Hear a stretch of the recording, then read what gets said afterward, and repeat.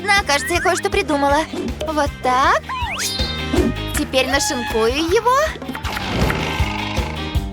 Вот идет вентилятор.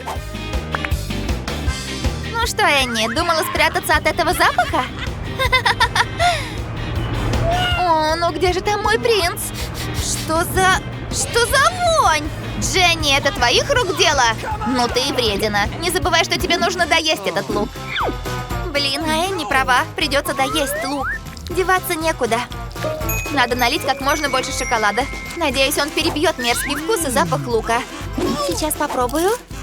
О нет, это ужасно. Надо скорее все доесть.